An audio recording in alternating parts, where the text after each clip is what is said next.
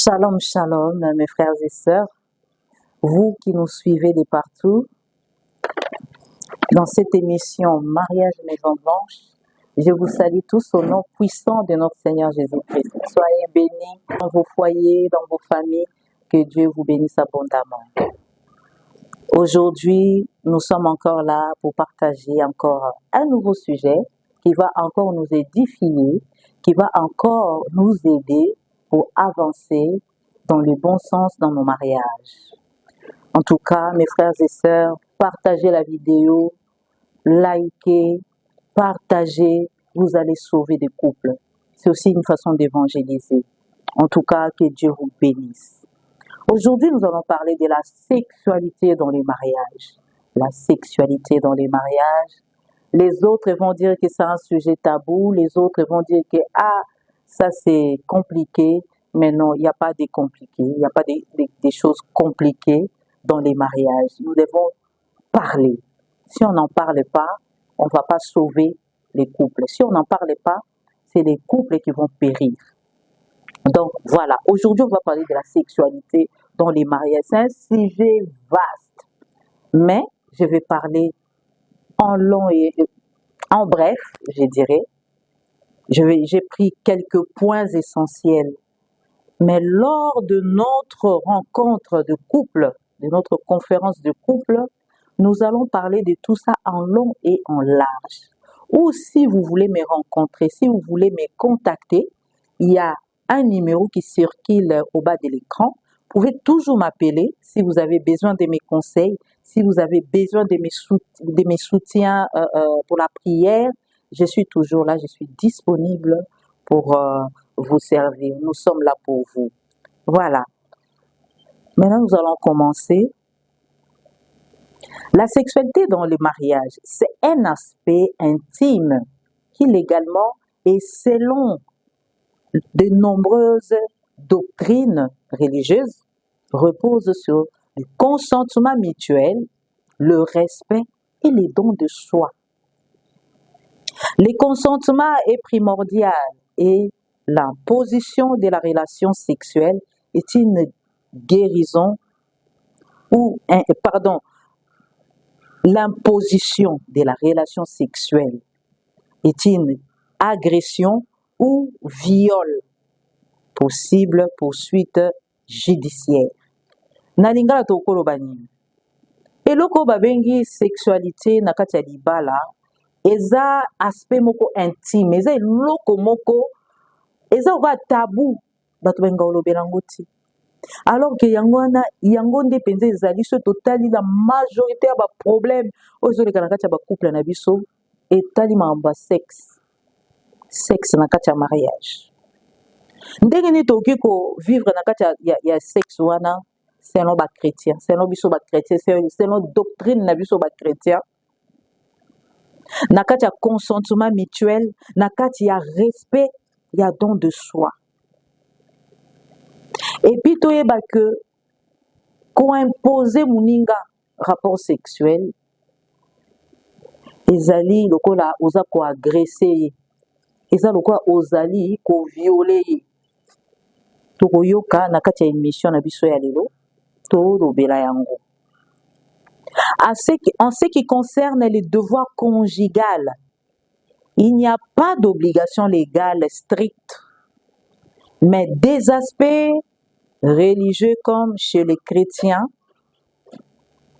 considèrent le sexe comme une source de plaisir, de devoir et d'union, comme dans les Écritures, comme Saint Paul nous dit dans les Écritures, soki totangi na 1 Corinthiens 7, 2 à 5. Donc, mariage ezali, rapport sexuel, la sexualité na oki koloba eza devoir conjugal. Yo oyo bala, yeba koza na devoir. Ya ko sepelisa mobali na yo, ya ko sepelisa mwasi na yo. Yo mwasi oki ko priver mobali na yo teka po lolendo ka na priver na opesa otelelo. Ubeso mobali na opesa mbongo te ba misu bakoma oso opesa nga mbongo te, osombeli elamba te na opesa yo te. Non, eza devoir, il faut ko accomplir ango. Devoir conjugal. eza na ba obligation moko strict te po toza ba chrétien obligation moko strict eza te na makomi Saint Paul akomi azoloba nini na 1 Corinthiens 7 2 5 ce tobandi na verset 2 liloba nzambe ebisi biso nini pour éviter l'impudicité que chacun ait sa femme sa propre femme et que chaque femme ait son propre mari mpona koevite gauche droite impudicité bien que bato mingi barespecta yango te oza marie mais okenda awa ozonga awa okóma no kaka koere boye donc nzoto na yo eza su ya mwasi no tokóma ya basi ebele eya na sens te liloba nzambe ezali eza koyebisa biso nini sexualité eza devoir conjugal eza devoir conjugal pourquoi parce que eza nango na bastrict eza na bamibeko moko boye te liloba nzambe eyebisi biso ke mobali nyonso asengeli kozala mpona koevite impudicité asengeli kozala na mwasi na ye mwasi mpe asengeli kozala na mobali na ye elakisi nini kozala na kati ya fidélité sexualité na bino ezala na kati ya fidélité ezala na kati ya gauche droite te ezala na kati te oyo koto yake libanda oyo koto yake libanda non fo ezala na kati ya banorme verset 3 elobi nini que le mari rende à sa femme ce qui lui doit et que la femme agisse de même envers son mari mobali apesa mwasi na ye oyo mwasi aza kosenga oyo eza mpona mwasi na ye nzoto ya mobali eza ya mwasi nzoto ya mwasi eza ya mobali soki mobali asengi yo okopimela ye pourkui okopimela ye te yo mpe papa soki mwasi asengi yo okopimela ye pourkui eza na bapapa mosusu azoprive mwasi na libanda po ke kosatisfaire babesoin na libanda mais papa oza na kati ya mabungami oza na kati ya mabungami oza vraiment na kati ya mabungami mpe yebake mokolo suka nzambe akotuna yo mpo nzoto wana oyo ozoloba nzoto ya ngai eza ya yo te eza ya mwasi na yo du moins awa tozolobela bato babala religieusement bato baya bamariage reconnu eza te ke oh c'est mon copain c'est ma copine non bato babala oyo basinya basala acte liboso na nzambe yango nde tozolobela donc mobali apesa mwasi oyo esengeli oyo ezali mpona mwasi mwasi mpe apesa mobali oyo ezali mpona mobali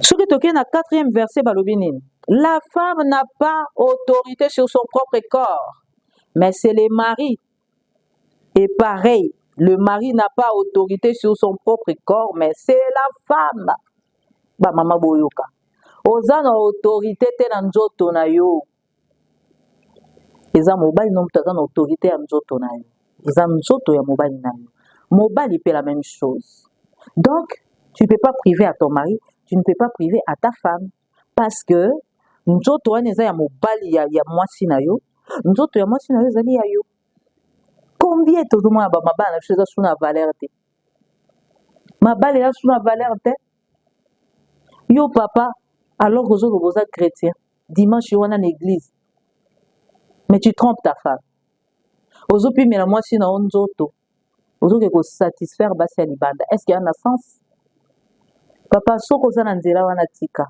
jésus revient bientôt nzambe akotuna yo yo mama okoma kosala papa badila bachantage osala badili soki osalinga boye te nga mpe na osala boye te mpo papa asombelaki yo elamba te mpo papa apesaki yo mbongo te ngai mpe na kosala te bosali mwa dispute moke ale yo wana okangi makolo opesi mokongo papa bosali mwa discussion moke na mama yo wana opesi mokongo okangi makolo epuis ekomi lokola epesi yo nzela ya kokende libanda mais non toza quand même bana na nzambe tosengi kotambola modèle wana te mariage na biso fo ezala sexualité na biso fo ezala quand même na banorme sexualité na biso fo ezala na kati ya liloba na nzambe ndenge bible ezali kolobela biso bandeko tosala keba parce que likamba sexualité oyo na kati ya mabala yango nde ezoboma mabala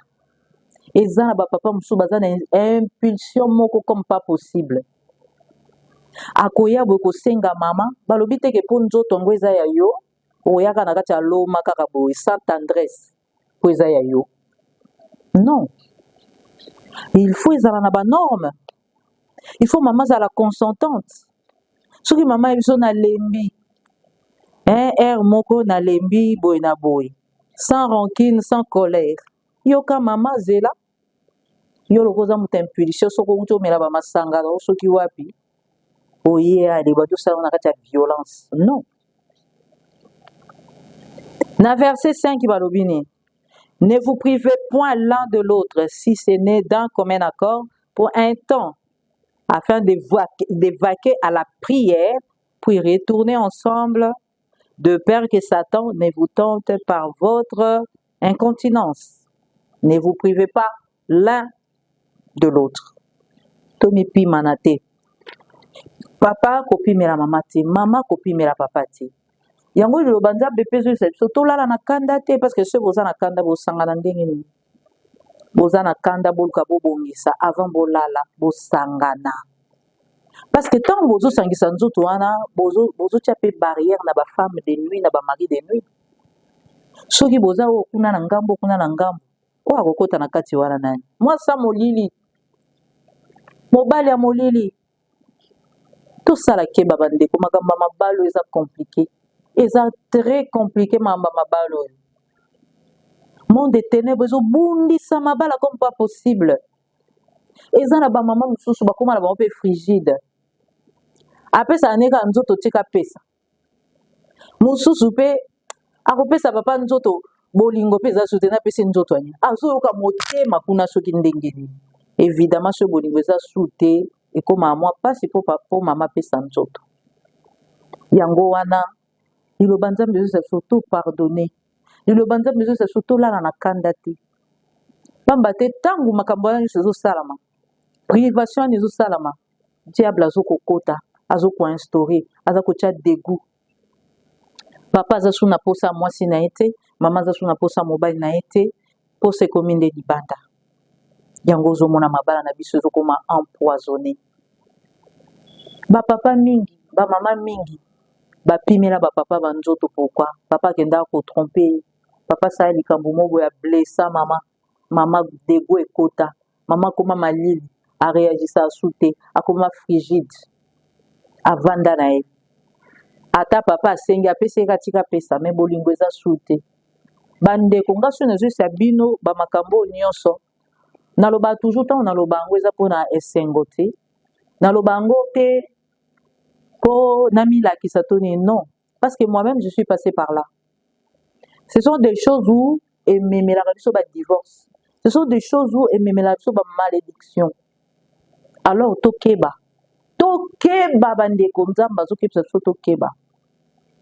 Faut que tous sa sexualité. Soki lelo na ba mabala mingi komi ba papa ko tromper ba maman ko tromper ba papa. Cause pe mususu za yango sexualité, surtout sexualité. De sexe. Yango nde motu eza yango nde pende zo ko empoisonner ba couple na biso. Eza ba papa musu ba linga sexe. Eza ba maman musu ba linga sexe. Mama, papa, c'est un équilibre de. Oza noka mboate esika nyoso ka pose ko era. Oza mboate c'est un équilibre ko, c'est un nzamba sungaye. C'est un équilibre. Tout keba na kati na ba sexualité na kati ya mariage. Tozo koba.